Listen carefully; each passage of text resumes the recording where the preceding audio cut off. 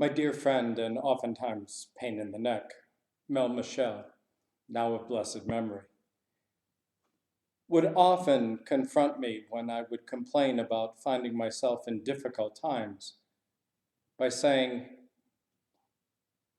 you know, Jake, if it doesn't kill you, it'll make a great story. I wonder what story I will tell about 2020. What will be the story of these days? I've thought a lot about Mel's question and a lot about stories during these weeks. And one particular story keeps coming back again and again. It's an ancient story. It's a story told almost 600 years before the birth of Christ. King Nebuchadnezzar of Babylon invades Palestine, lays siege and sacks Jerusalem, destroying the city, even the Temple of Solomon, and then hauls most of the leading citizenry back to Babylon, not officially prisoners of war, but they might as well have been. It was a time of great crisis for God's people, for all of the promises that God had made to them now appeared to be null and void. They had no land, they had no king, they had no temple.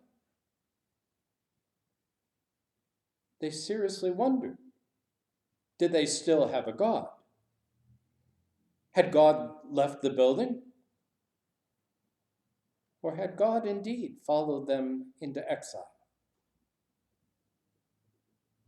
It could have easily been the darkest hour for God's people. It could have been the end of that people. They could have easily been assimilated into the dominant culture of Babylon. But instead, it turned out to be one of their finest hours. As the community came together, dared to ask the tough questions of each other and of God. How could they worship without a house to worship in? How could they practice their faith that was based on sacrifice when one didn't have an altar? They did some of the most creative and innovative theological work. They developed a whole new system of focusing on the Mosaic law. And keeping that law indeed became kind of a meatless sacrifice for that people. It was during this period of time that much of what we know as the Hebrew Scripture was first collected, written, edited, and re-edited.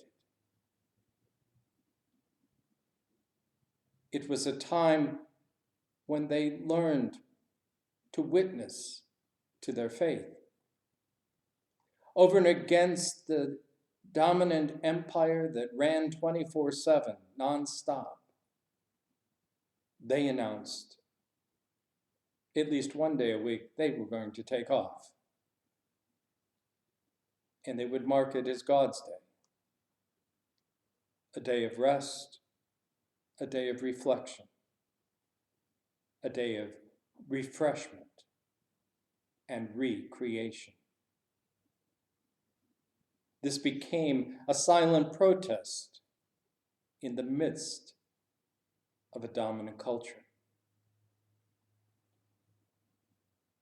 We know the story that was told out of these times, for it became the dominant story in what would later become Judaism and continues to influence Judaism down to this day.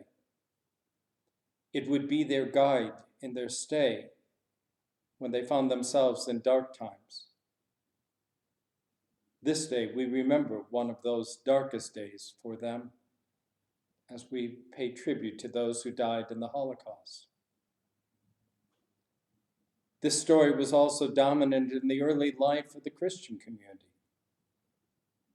as Jesus was proclaimed the Messiah that was awaited for out of this exile period. We know about this story.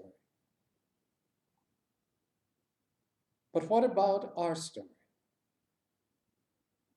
Will this be our finest hour? When we come together as churches, as communities, as a nation, and do some of our most creative and innovative work to move forward?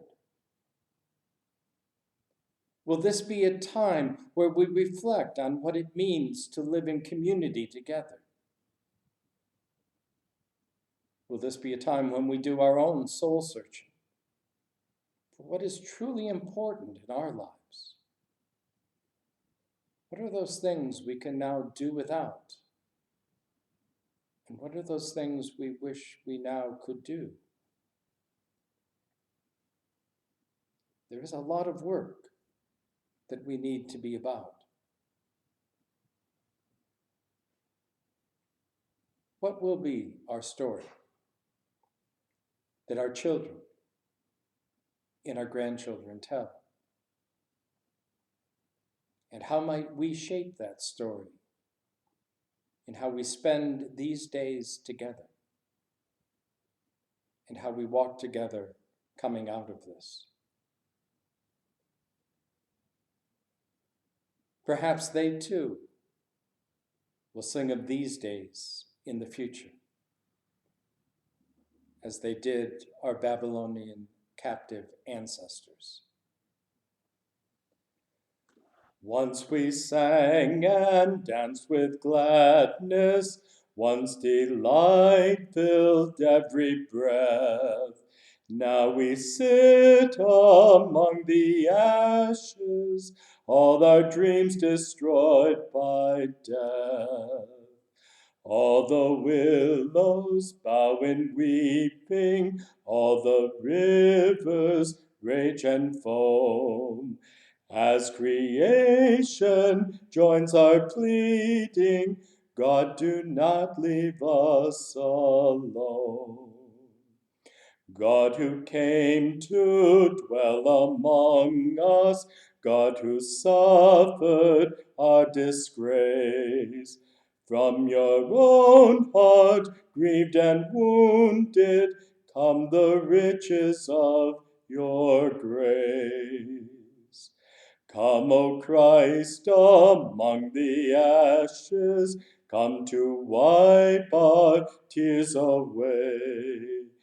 Death destroyed and sorrow banished, now and always come and stay.